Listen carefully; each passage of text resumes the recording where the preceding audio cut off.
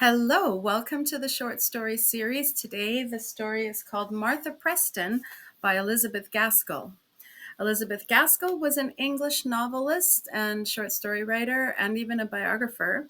She was born in 1810 and died in 1865. She lived in Great Britain, mainly in Manchester. She lived to the age of 55, of course.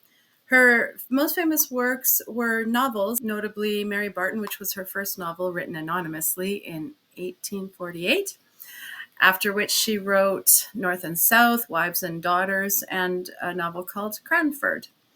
Her childhood was spent in Cheshire, England, and her early schooling was traditional. Traditional schooling meant she was educated in the classics, in arts, and in decorum and propriety of young ladies. At age 16, she went to London and Scotland, and she married a minister in 1832 named William Gaskell. They settled in Manchester and had 4 daughters. One son they had died at infancy. That tragedy led, apparently, to her writing her first novel, Mary Barton. Mary Barton was written anonymously and to great acclaim. It sold thousands of copies, which was a huge success. In her story, she did something unusual, and she described the slums and the manufacturing world of Manchester and brought that information to the fore, and that was kind of new. She was known as a generous person. Elizabeth Gaskell would take her cow and walk for miles in order to aid somebody in distress. Elizabeth Gaskell was friends with other authors. She had visitors, none other than Charles Dickens, John Ruskin, Harriet Beecher Stowe, and Charlotte Brontë. Charlotte Bronte's father asked Elizabeth Gaskell if she would please write a biography of his daughter, Charlotte. And she said yes. And so the biography of Charlotte Brontë by Elizabeth Gaskell was written in 1857. After some time, the works of Elizabeth Gaskell fell into obscurity. She was a little bit forgotten, except for the novel Cranford. That one carried on. In the 1950s and 60s, there was renewed interest in her works, and especially since she had written North and South, which is considered one of the first novels to describe the conflict between workers, employees, and bosses. So employers and workers, shall we say. The short story we're going to read today, called Martha Preston, was written in 1850 and published in Sartain's Union magazine, which was an American publication. From what I read, it was published in Philadelphia. Interestingly, when she wrote the story in 1850, she did not sign Elizabeth Gaskell. She signed the author of Mary Barton. So again, anonymously. For this reading, I am trying something new where I have the text projected on the screen and I read in the little corner. So maybe this is, or is it this corner? I'm new to this. So hopefully this is a way that's maybe more useful. Well, let's listen to the story and then we'll have a little discussion at the end. Martha Preston by Elizabeth Gaskell. Within the last few years, I have been twice at the lakes. There is a road leading to Grasmere on the least known side of Loughrig, which represents a singular number of striking and dissimilar views.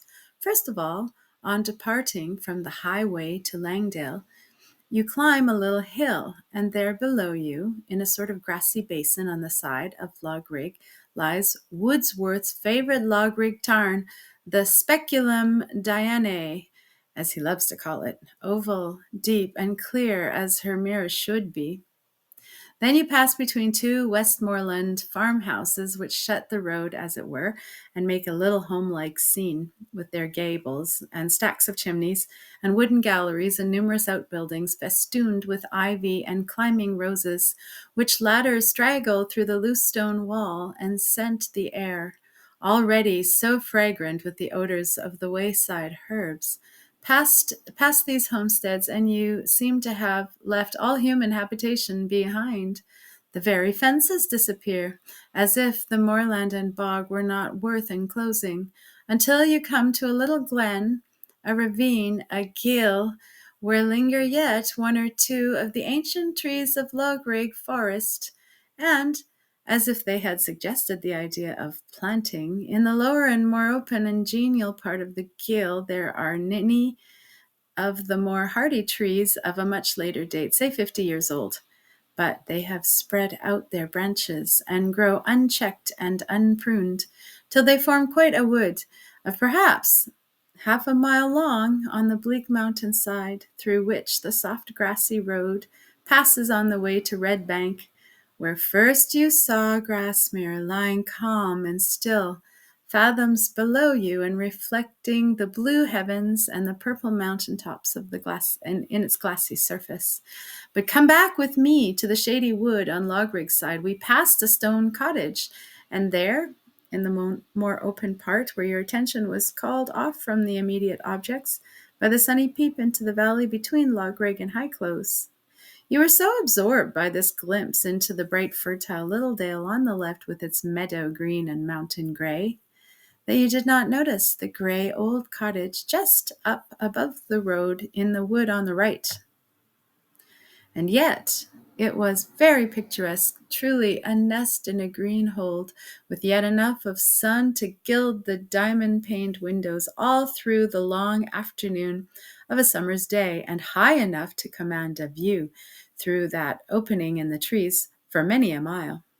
It was large and roomy, though too irregular and low, and if we had peeped over the stone wall, we should have seen a trim little garden with pleasant flower borders under the low windows.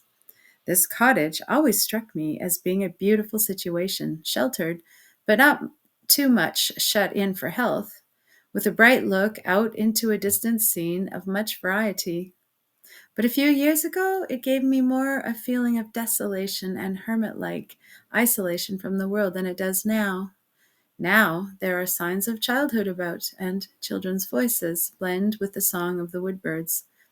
A child's garden may be detected in this strange little mixture of white pebbles and fading dandelions and daisies, and while quite enough of houseleek and stonecrop and moss and traveller's joy are retained about the roof and walls to give it that rich variety of color you see, yet much has been cleared away that formerly gave it the appearance of a dwelling, which was shrinking back into the green bosom of Mother Earth. The currant bushes are pruned down into fruitfulness, and the long rose branches do not trail on the ground any more. Now listen to me while I tell you what I heard of the inhabitants of that cottage during the last 30 years. Sit down on this felled tree, and while the noonday hum of busy insects in the wood mingles with the hum of the bees in yonder hives, I will weave together what I have learnt of Martha Preston. This house and perhaps 40 acres of land, some rocky and sterile, hardly fit even for feeding sheep, some mere bog, and as such only good to furnish peat for fuel, and some rich meadowland formed the hereditary possessions of the Prestons, Westmoreland statesmen.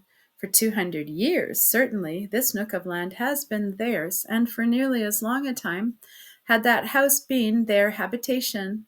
To judge from the initials and date carved up and down on the old oaken screen, the meal and clapbread chest, the dresser and settle, they were probably made on the spot out of the remains of some of the old forest trees, and had been polished by many a housewife before Jane Preston and her daughter Martha, to rub them as her morning's task. Thomas and Jane Preston had 2 children, Martha and John. The sister was the elder by 8 years, and felt like a mother to the little boy, whom she had nursed almost more than his real mother. For Jane had to go to market and see after the cows and the dairy, to look after the sheep on the fell, and was a busy, bustling, managing woman, the grey mare, some people said. If she had had time, she would have been fond of her children, but as it was on weekdays, they were rather in her way. John Preston was reserved and quiet, a man of few words, but sensible, conscientious, and thoroughly upright. He never talked about his duty. People did not in those days. But it might be seen that it was the rule of his life, and as such it impressed itself upon his daughter's heart. I do not know if you have ever noticed it, but it strikes me that a very active mother does not always make a very active daughter. She does things too cleverly and eagerly herself to have patience with the awkward and slow efforts of a learner. At least such was the case with Jane Preston. Martha was too long in going to market with the butter. She would rather go herself. Martha did not know how to get the afterings from the cow, and the best milk was lost. So instead of showing her how to do it, she did it herself. Martha made the clap bread too thick. The butter with the water was not pressed out. She folded up the fleeces in the wrong way, so that they had to be done over again. The end of it was that Jane Preston did all the work in her own quick, sharp, clever manner, and Martha was left to nurse her little heart's darling, and roam about the wood, and dream, and think. When she was about 15, her mother died, quickly, sharply, as she had lived. It was strange to know her dead, when to the last she had seemed so full of active, bustling life. But when she was gone, the husband and daughter she had often worried and annoyed missed sorely the head and heart, which were always full of thought for others, never for herself. Johnny missed her the least of the three. Martha was his all in all, but Martha had now to try to take her mother's place in the farm, and had to see after sheep and cows and go to the market as well as she could. Johnny was sent to Grasmere School. So they went on for several years, till Martha grew up to be a fine young woman, quiet, steady, and calm in her manners, but with a warm, sensitive heart and a character full of imagination. Heart and character were attracted, as hearts and characters sometimes are, by her very opposite, a certain William Hawkshaw, who was engaged as month's man, helper for a month in the busy sheep shearing and hay time, by her father. He was one of the many sons of a statesman on the other side of Ambleside. His father possessed more land than John Preston, but then his large family made his means more limited, and several of his sons went out as farm servants. Old Hawkshaw tried to impress upon his sons the most prudent and careful habits, but for a time his precepts lay dormant and unproductive.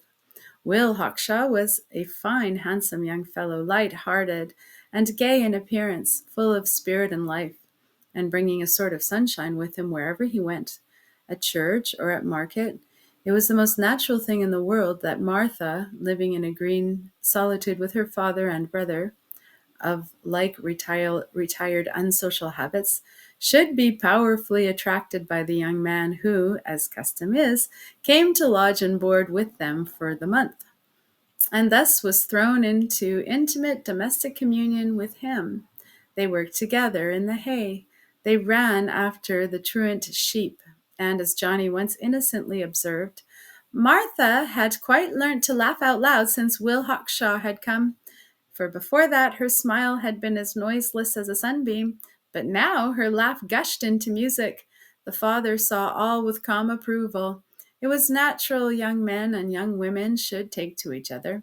Will came of a respectable stock, and if he had not much, why, Martha would have a good piece of the money in Kendal Bank. The land went to Johnny, of course, so there was no let or hindrance to the growing attachment. Will was in his way attracted by Martha. He was pleased to see his influence over her, and to perceive that he could stir the depths of that soul, so still and calm in appearance. It must have been soon after that summer month in 1818 that they were engaged, and Martha's heart was full to the brim of happiness. There was no definite plan for the future. Will was to labor as farm servant for a few years, to save, and by, perhaps, some farm might be to let, within their means. Such was the most they looked forward to. Martha shrunk from too much looking into the future, for now she was secure of Will's affection. She began to reproach herself for wishing to leave her father and Johnny, and the natural desire for a home and a husband began to be considered as a crime by her tender conscience, as she felt how necessary she was to their happiness. In this way, 2 or 3 years passed by, Martha cherishing the idea of Will with her most faithful constancy, and hardly daring to show him the exceeding joy there was in her heart when he came on his occasional visits. He going from farm service to farm service, a favorite everywhere for his manly capabilities and cheerful social temper. And what faults and temptations he had, known principally to himself alone, as hitherto they had borne no fruit whereby men should recognize them. The next event was the calm sinking into death of John Preston the elder. He told Martha a few minutes before his death what a comfort her engagement was to him in his dying hour, and above all things charged her to be a father and mother to Johnny, now just 16, to see after his worldly affairs, but above all to bear his soul up with hers, so that heaven, where the household should meet once more. So for Johnny's sake, she calmed herself in her orphanhood, and for his sake she ruled her daily life until such time as she should leave him for a home of her own. Her share of her father's property was about £80. A bad year or two for stock had made it less than was one time expected. Will seemed a little surprised at this diminution, and for his sake she wished it had been more. The murrain among the cattle must have sprung from some diseased state of the air, for human beings began to be affected. A low kind of fever, from the account I heard, a sort of typhoid fever, I imagine, became prevalent, and to Martha's sickening terror, Johnny caught it. When that danger came, it seemed as if her sisterly love swallowed up all other loves. In his helplessness and rambling unconsciousness, he was once more the little baby she had carried about with the yearning love of a young mother. Kind neighbors in the Samaritan sense, came from Eastdale and Skelwith to help her to nurse him for the 20 days of raging illness. The doctor from Ambleside was sent for in distrust of the nearer Grasmere apothecary, and he recovered. But oh, woe! As he recovered, his wandering, lost senses were not restored. The neighbors sighed and shook their heads and looked mysteriously, long before the idea of this sorrow darkened life to Martha. But when he was strong enough to walk out, and when the stupor remained still upon his poor brain, when the bright blaze of the wood fire called out a wild laugh of delight, at which he looked around affrighted at the noise himself had made, when he came cowering up to his sister for protection against the phantoms of his own conjuring up, then Martha knew the truth in her heart, that her brother was an idiot. The doctor confirmed this with sad gravity. That night Martha never went to bed, but sat alone, mutely gazing into the grey embers among which the sparks ran to and fro. There was no doubt in her mind as to her duty, no perplexed struggling of that kind.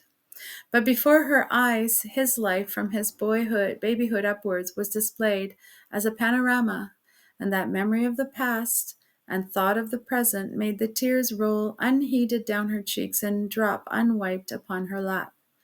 The very mice ran about after a while as if she had not been there. So still and motionless was she through the night of inward agony. When it was light enough to write, she took pen and paper and desired Will Hawkshaw to come to her. She could not express thoughts easily in this unwonted manner, so confined herself to this one request, reserving the reason till he should come. The next Sunday brought him, and as she had expected, and his quick eye understood the trouble before she, with her sobbing voice, could put it into words. Then the tares sprang up. The old worldly maxim sown by his father covered and strangled the life out of the wheat. If Johnny were shut up in an asylum, he and Martha might have the land and marry at once. Thought of their marriage had been in Martha's mind too, and all bashfulness forgotten in the sense of her exceeding sorrow. She proposed it to him with a calm manner only, as her words struck upon her own ear, a maidenly blush covered her face. "If you come here, I can do all I need to do, and tend the poor lad too. The doctor gave but little hope, but God is powerful for many things, and I will never cease praying."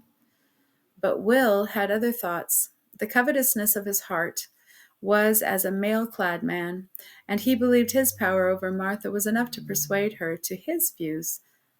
But he was mistaken. He saw a great gulf between their souls that day, a greater, deeper gulf than had been between her and the poor innocent who causelessly went in and out with mutterings and laughter, witless of the misery of which he was even then the occasion. Though Martha shrank and shuddered as she first began to understand Will, she hoped for many hours that it might be a mistake, a dream, that he was only joking, at a strange, sad, inappropriate time, to be sure. And the sun set that October day while they were still discussing the matter. I believe Will had no idea but that she would yield if he were relentless and firm enough. He had made many conquests among the farmers' daughters, and had a great idea of his own power. So when they parted that evening, he had to go to Patterdale to his work the next day. He thought he was only leaving her for a time to digest his words, and expected to be recalled, even with penitence on her part, before the next Sunday. He went so far as to talk of his prospects to one or two companions, but the letter from Martha never came. He had boasted of his power, and his power was defied. Then anger took the place of the love he had had. And at that best of times, his way of loving had been very different from Martha's. And Martha lived alone with her idiot brother. She braced herself up to her life. She said that with God's help she would go through it. So she did. Something of her mother's character came out in the energy with which she devoted herself to the management of the farm. She got help at busy times, and always the advice of her neighbors was at her service. For though they said little, they felt deep respect for her. Johnny, too, could help a little, and liked to be employed by her. He was as docile as a child in general, but sometimes, old people have told me, he was restless and wild and irritable, and passers through the wood in dead of night heard his cries, and Martha's voice soothing him with singing hymns, her voice that never stayed for all her anguish and anxiety, but went clear and bell-like up to God. That singing of hers, that homely, loving music, used to quiet him. But for all that she might have been doing and bearing through the night, she was abroad as early as ever in the mornings, and used to say to sympathizing inquirers that Johnny was much the same. They respected her uncomplaining reserve too much to tell what they had heard, and the poor creature had received such a terrible fright from the proposal made by Will of sending her brother to an asylum, or as she phrased it, a madhouse, that I believe she would have borne anything rather than have made revelations which should give any ground for such a proceeding. What she endured exactly that can therefore never be known on earth. Once I was told a farmer, rising more than usually betimes to look after a horse that was ill, saw in the summer's dawn Martha walking to and fro in a little paddock with hasty, agitated steps, wringing her hands, and then he thought he caught her words of passionate prayer. But he did not go up to her, and passed on unobserved by the wood road near the cottage. As he saw the open door, his mind suggested that perhaps there might be some reason for her violent emotion, in some sudden illness of the poor idiot. So he went in softly and saw Johnny lying asleep on the settle, with flushed face and disordered hair, as if he had been in great irritation. But he breathed as if in deep sleep, probably from exhaustion, and was tenderly covered up with Martha's Sunday cloak. So the man went on his way, and contented himself with sending his wife in the course of the day, ostensibly on some unimportant errand, but in reality to see how the sister and brother were going on. Johnny then seemed pretty well, but Martha looked haggard and worn. But to all inquiries respecting her brother, she answered so curtly and unwillingly, with no real information, and no real information was to be gained. All this time, Will Hawkshaw had not been idle in his way of getting through the world. The boasts he had uttered in the early days of his estrangement, of his unlimited power over Martha, cut off the vain man from any chance of a retreat from his first avowed determination, if indeed he had ever wished to change his mind. But independently of the difference of love arising from the difference of character, he was a man thrown abroad in the shifting, vivid scenes of life. She was a woman dwelling alone, with ample leisure during the long, long nights and solitary days to nurse up his remembrance, or rather the remembrance of what she had fancied him to be. So it was not without a shock, the depth of which was, I suppose, known only to God, who searcheth all hearts, that about 3 years after their last interview, she heard of his intended marriage to the only daughter of a wealthy statesman in Troutbeck. As far as I could make out from the account, vague as to time, yet graphic as to particulars given me, it must have been close upon this period that the farmer saw her abroad in the fields in such deep distress after one of Johnny's restless nights. Of course, the marriage soon followed the public announcement of such intention, and henceforward Martha's life presented no outward variety for many years. Young children grew up to man's estate. All was unchanged to her. Girls and boys became old married people. Her days and nights had the only variety of Johnny's being well or ill. At last a change came, a solemn change of life into death. After a day or two of violent illness, Johnny went to his long rest. Martha thought that in the speechless exhaustion which immediately preceded death, she saw sense in his eyes and a composed intelligence in his face, and certain it is, those poor eyes followed hen moving form as long as life gave them power to recognize her. After the funeral was over, the friendly neighbors came in more frequently than before, when their visits had been so unacceptable. Still the nearest were far away, and their lives were busy, and many a day and many a week must have passed to Martha in solitude. She was asked again and again to the gaieties of the neighborhood, to the christenings at Christmas, the favorite time in the country, the mountain sheep shearings. She was urged to accompany neighbors to the grand dissipation of sales by auction, but all this she steadily refused. Though she was more than a middle-aged woman now, her heart still beat, her face still flushed at the thought that at some of those gatherings she might meet the lover of her youth. She had never been able to displace her ideal by the thought of the man that he really was, and she acknowledged him to herself to be.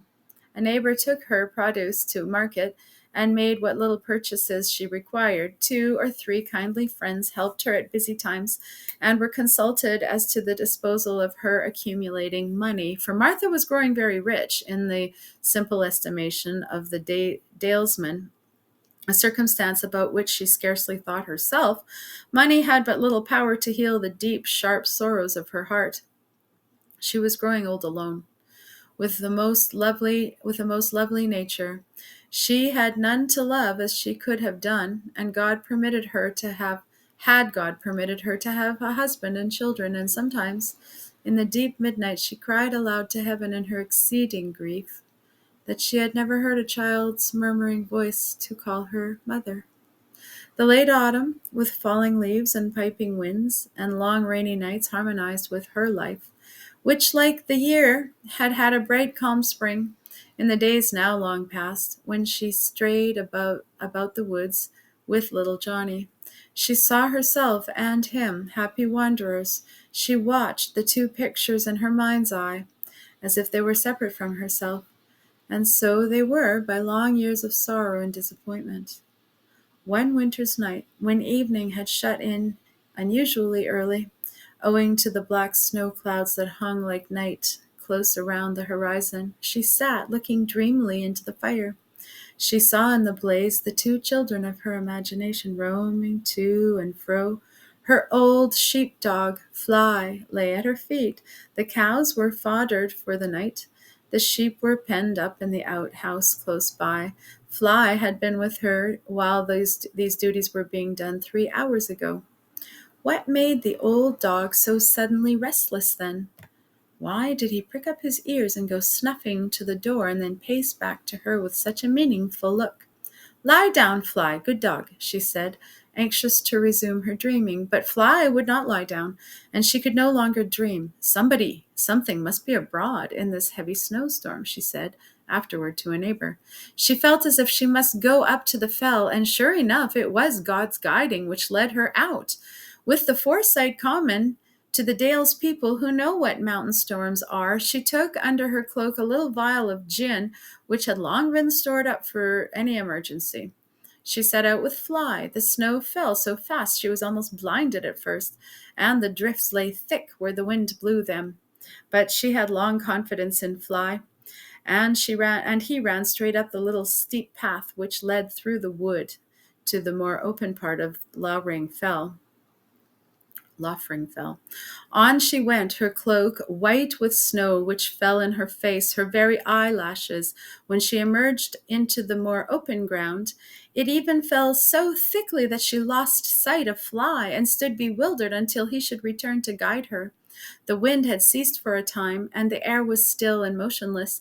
Every bird and beast was in its sheltering home, and the quiet on those moors was almost awful.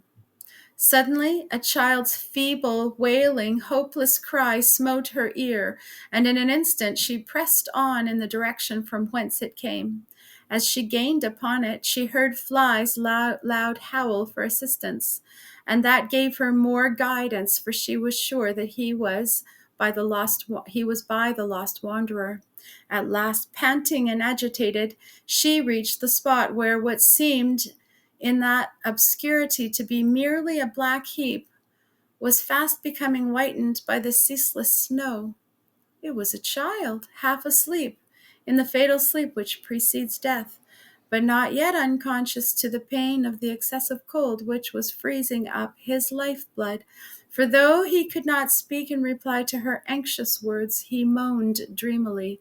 Now came in the use for the gin. She wetted his lips and poured a little down his throat. She raised him up, and past youth as she long had been, she yet found strength to carry him a little way down the hill.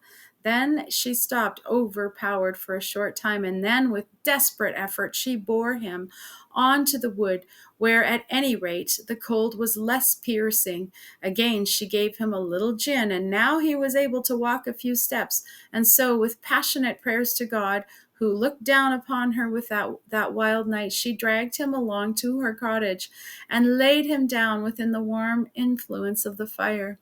She threw herself on the ground in utter exhaustion for a minute or two. Then she arose, stripped him of his wet things, wrapped him in her cloak, and began to chafe his limbs. Then presently he recovered and was able to tell his short story. Father had sent him up to the fells for sheep that was missing, but their dog was not well broken into the woods and left him. And night and snow came on, and he got wildered on the fells, for they had only lately come to live near Rydal, and he did not know the landmarks. Something in his dark blue eyes prompted the sudden question. "What do they call you, lad?" Time answer was, "John Hawkshaw." "Is your father's name William Hawkshaw? Did you ever live in Troutbeck?" asked Martha as calmly as she could, for her heart gave a leap. A mist came before her eyes as she uttered the name once so familiar, but so long unspoken by her lips, that the sound seemed strange and wild. Yes, it was Will Hawkshaw's child that she had saved. She fed him and put him warm to bed, and placing the candle where the light fell on his face without awakening him, she sat down to watch him through the night. His mouth was very different from what Will's had been. That feature he must have inherited from his mother, and it seemed almost strange to her that she was not his mother, for the maternal breast which is in every woman yearned after him. She sent word at break of day by the nearest neighbors to his parents living 3 miles away. Then she returned to watch him once more. He slept so long and so soundly that when his mother came with all the speed of anxious love, she found him only at breakfast, sitting like a little king at a round table covered with a clean coarse cloth, and feasting away on clapbread and sweet butter, that regular Westmoreland dainty composed of rum, butter, and sugar, and made only for high days and holidays. Mrs. Hawkshaw, bonny and bright, younger looking than her years, happy matron as she was, little dreamed that she saw a former rival in the worn, sad-looking woman who had saved her child's life. Martha's face hardly brightened as she listened to Mrs. Hawkshaw's overpowering gratitude. She longed to retain the child who was now to be taken away from her. She refused all the pressing invitations showered upon her by the wife of the lover of her youth. She only said very earnestly, "You will let the lad come and see me sometimes?" "To be sure, we'll all come. My master would have been here by now to thank ye, but it's Ambleside cattle market, and he never misses a market." Martha wondered if any other reason hindered him from coming on the very natural errand of fetching home his lost child, but she said nothing, and when left alone that day, she dreamed more than ever of the days of her youth. John Hawkshaw often came, sent by his grateful mother, sent by his far-casting father, who thought in his heart that possibly Martha might be induced to leave the land he had so early coveted to his son. But from whatever motive he came, he was ever and always welcome, and his own sweet nature harbored no selfish motives. He came as a child for the amusement and the variety of the thing, but he came as a youth and as a man for the real love and respect he felt for his aunt, for so she would have him call her. Such was the state of things when first I saw the cottage and heard this history. Martha had never cared for her wealth, had never realized the power it gave her, but all at once a bright light broke upon her of the happiest it might create, when she learned from her boy, a grown man he now was, how he loved a poor girl in Grasmere, a good daughter to her parents, and a braid sitter. But how could they not marry for many years, for she had nothing, and he was but one out of a large family. He looked forward to his long engagement with resigned regret, and she said nothing at the time. But she made long inquiry about the girl. All answers were satisfactory. She surprised her nephew when he came next, with the statement of her property in the bank. She told him he should marry the girl and bring her to the old wood house as to her home, and they should dwell with her, and be to her as a son and daughter. Now she holds the honored place of a grandmother. She nurses a little Martha on her knee, where a Johnny, for whom she puts up many an earnest prayer, strays out with toddling steps, and makes that childish garden you saw, with many a crow of delight and a call to Granny to come and look.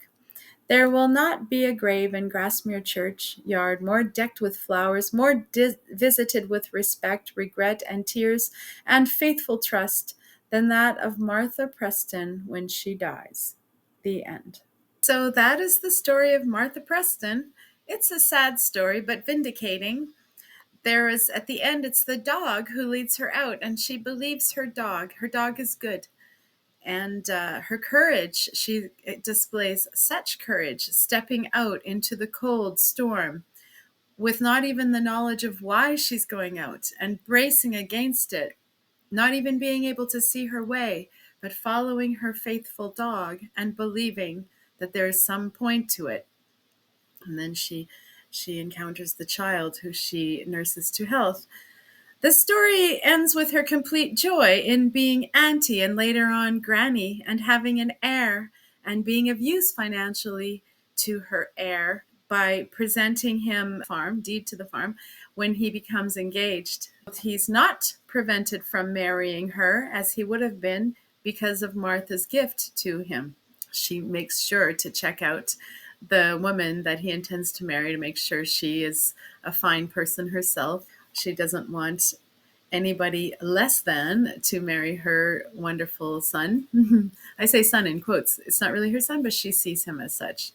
It is the son of the man that she wanted to marry, but he ended up marrying another lady who is a good person in herself, according to the story. In the end, the grandchildren are more hers than the actual grandparents, right? Because they live with her and not with them. There's a bit of a message in the story that it's taken for granted that if you have money, you can do what you can do what you need to do. Like get married, have a family, start a life, have something to sell. If you don't have money, you cannot do these things. It's not for you. And that's just the way it works. So if you don't have money, then you work and work and work and work, and maybe eventually you'll get to have a marriage partner, or you can get married and just live in poverty. Martha didn't have enough money, and so she had to make a sacrifice. She couldn't marry the one she wanted. She had to postpone her marriage to look after her father and her brother. Then after her father died and her brother became ill, after his illness, he could no longer look after himself. Martha had to detain her marriage indefinitely. She gave it up. Martha had to make a choice between marrying William or looking after her brother Johnny. She couldn't bear the thought of having him sent to an asylum. So with a sinking heart, she made her choice. And then it hurt her tremendously to find out later that he was marrying somebody else. And then later, what happens, and she's happy. It didn't take marriage to make her happy. She just always regretted that she never had someone to call her mom.